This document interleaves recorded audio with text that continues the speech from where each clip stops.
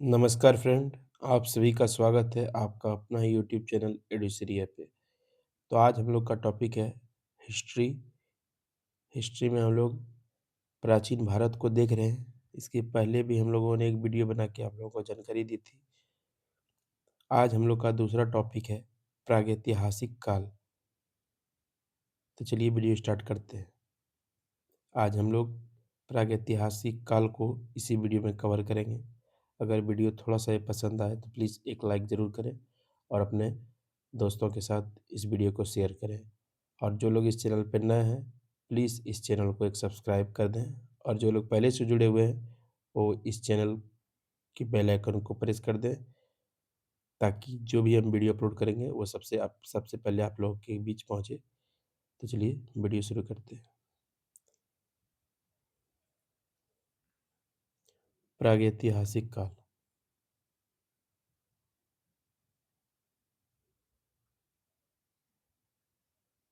इतिहास का विभाजन प्रागैतिहासिक काल, प्रागैतिहासिक या प्राग इतिहास यानी प्री हिस्ट्री, आदि इतिहास प्रोटो हिस्ट्री व इतिहास हिस्ट्री तीनों भागों में किया गया है।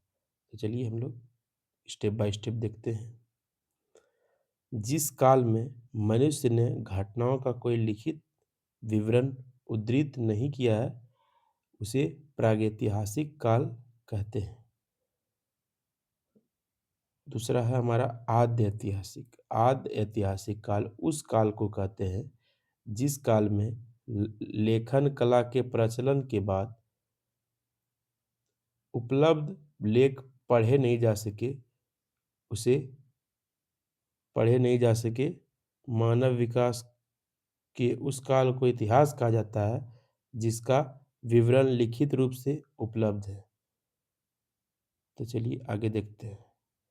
इसके बीच में हम लोग ये सांस्कृतिक और बर्तन को देख लें तो मालवा संस्कृति, इसका बर्तन है काला तथा लाल, बुरझौम धूसर, जोखे लाल, दक्षिण नवपाषाण चमकीला धूसर। अब हम लोग नेक्स्ट देखते हैं। नोट: ज्ञानी मानव होमोसेपियंस का प्रवेश इस धरती पर आज से लगभग 30 या 40,000 वर्ष पूर्व हुआ। यानी ज्ञानी मानव होमोसेपियंस का प्रवेश इस धरती पर आज से तकरीबन 30 से 40,000 वर्ष पूर्व हुआ। चलिए आगे देखते हैं। आगे हमारा टॉपिक है नाम एवं तिथियां। नाम एवं तिथियां।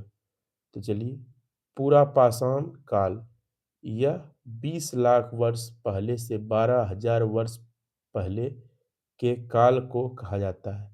इस काल को 3 भागों में विभाजित किया गया है: आरंभिक, मध्य एवं उत्तर। पूरा पाषाण काल मान्य इतिहास की लगभग 99% कहानी इसी काल के दौरान हुई है। यानी इतिहास की 99% कहानी पूरा पाषाण काल के इसी काल के दौरान हुई है। आगे देखते हैं हम लोग मध्य।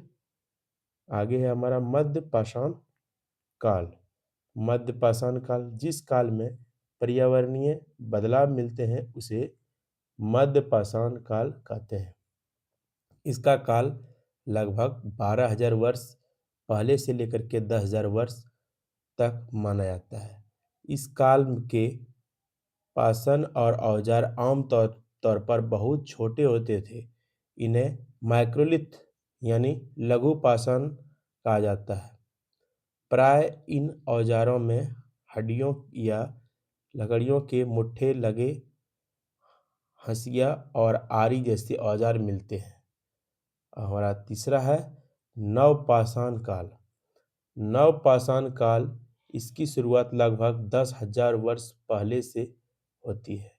पूर्व पाषाण युग या पूरा पाषाण काल के मानव की जीविका का मुख्य आधार शिकार था। शिकार पूरा पाषाण काल में आदि मानव के मनोरंजन के भी साधन थे। चलिए आगे देखते हैं। वीडियो में बने रहें। आज हम लोग प्रागैतिहासिक काल को पूरा कंप्लीट देखेंगे इसी वीडियो में, और इसका अगला फिर टॉपिक लाएंगे सिंधु घाटी सभ्यता। तो चलिए आगे देखते हैं।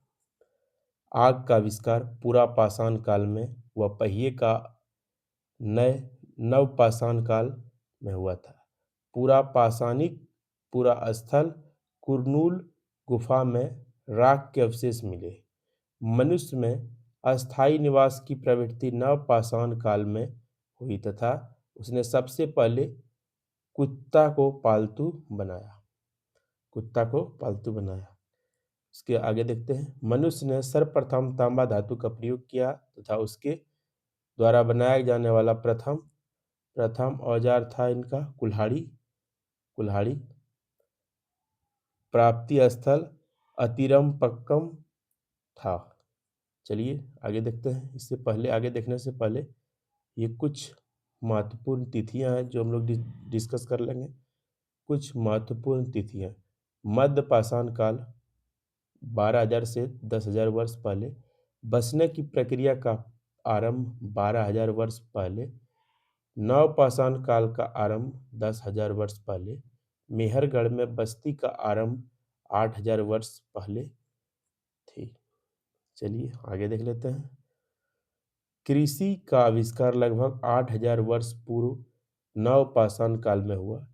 प्रागैतिहासिक अन्य उत्पादक स्थल मेहरगढ़ पश्चिमी बलूचिस्तान में बोलन नदी के किनारे अवस्थित है।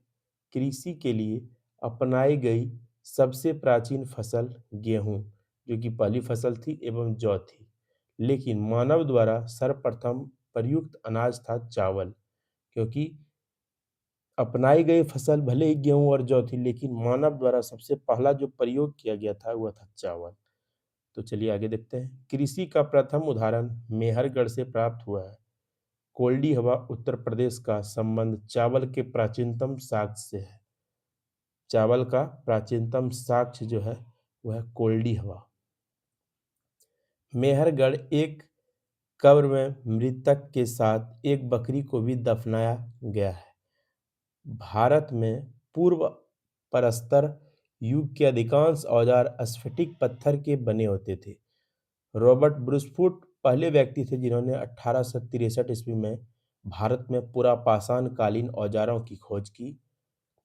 पल्लावरम नामक स्थान पर प्रथम भारतीय पूरा पाषाण कलाकृति की खोज हुई थी। भारत में मध्य पाषाण काल के विषय में जानकारी सर्वप्रथम 1867 ईस्वी में हुई। 1867 ईस्वी में हुई, जब C.L. क्लाइल ने विंध्य क्षेत्र में लघु पाषाणोपकरण यानी माइक्रोलिथ खोज निकाले।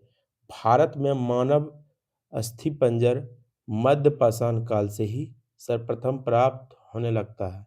भारत में नवपाषाण कालीन सभ्यता का प्रारंभ ईसा पूर्व 4000 के लगभग हुआ। भारत का सबसे प्राचीन नगर मोहनजोदड़ो था, सिंधी भाषा में, जिसका अर्थ है मृतकों का टीला। यह क्वेश्चन बहुत इंपॉर्टेंट है एग्जाम के दृष्टिकोण से। इस तरह का क्वेश्चन एग्जाम में आ सकता है कि मृतकों का टीला ये किस भाषा का अर्थ है। तो यह है सिंधी भाषा। चलिए आगे हमारा देखते हैं क्या है। असम का श्वेतभ्रू गीवल भारत में पाए जाने वाला एकमात्र मानव भाव की कपी है। इनाम गांव ताम्र पाषाण युग की सबसे बड़ी बस्ती थी। इसका संबंध जौरवे संस्कृति से है। भारत में शिवालिक की पहाड़ियों से जीवाश्म का प्रमाण मिला है। वर्ष 1867-68 में पहली बार भारत में सेल चित्रों की खोज आर्किबोल्ड क्लाइल ने की थी। आगे भीमबेटका गुफा पूरा पाषाणिक आवासीय पूरा स्थल है। यह आदि मानव द्वारा बनाए गए सेल चित्रों और सेल श्रेयों के लिए प्रसिद्ध है। इन चित्रों को पूरा पाषाण काल से मध्य पाषाण काल के समय का माना जाता है। यह चित्र भारतीय उपमहाद्वीप में मानव जीवन के प्राचीनतम चिन्ह। यह मध्य प्रदेश के रायसेन जिले में स्थित है। इसकी खोज वर्ष 1957-58 में डॉक्टर विष्णु श्रीधर वाकनकर वाकनकर द्वारा की गई थी। भीमबेटका क्षेत्र को भारतीय पुरातत्व सर्वेक्षण भोपाल मंडल ने अगस्त 1990 में राष्ट्रीय महत्व का स्थल घोषित किया। इसके बाद जुलाई 2003 में यूनेस्को ने इसे विश्व धरोहर स्थल घोषित किया। यूनेस्को ने इसे 2003 में विश्व धरोहर स्थल घोषित किया। विश्व धरोहर स्थल इसे घोषित किया। भारत में मनुष्य संबंधित सबसे पहला प्रमाण नर्मदा घाटी में मिला है। भारत में मनुष्य संबंधित सबसे पहला प्रमाण नर्मदा घाटी में मिला है। नोट: भारतीय नागरिक सेवा के अधिकारी रिजले प्रथम व्यक्ति थे जिन्होंने प्रथम बार वैज्ञानिक आधार पर भारत की जनसंख्या का प्रजातीय विभेदीकरण किया। तो वीडियो कैसा लगा फ्रेंड, कमेंट बॉक्स में ज़रूर बताएं। और अगला हमारा टॉपिक होगा सिंधु घाटी सभ्यता, जो हम लोग अगले वीडियो में देखेंगे। तो अगर वीडियो थोड़ा सा ही पसंद आए तो प्लीज़ एक लाइक ज़रूर करें और अपने मित्रों के साथ शेयर करें। मिलते हैं अगले वीडियो में, तब तक के लिए जय हिंद, वंदे मातरम।